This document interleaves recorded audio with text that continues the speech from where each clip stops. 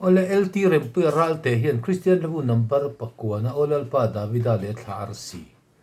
ti la hian request a astale lo kila tha ome kan sauna turki hi B flat minus 2 ni dona ni olal pa Davida le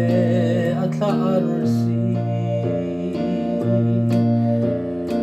Ifel na ramatan namin may buwan sa'y kalom na to'y finriat ang inaliyama tilo'y kamasay ni Mikafaka Pasay ni Mikafaka Kovela isyam zong zai se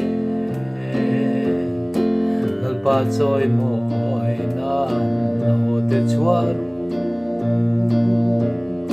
Lelung hizay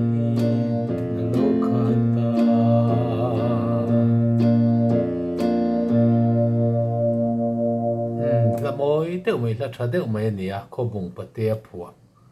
ania heng hla hi chu sak muan chi ania sak ran vak ai me lo ani leng khom te poin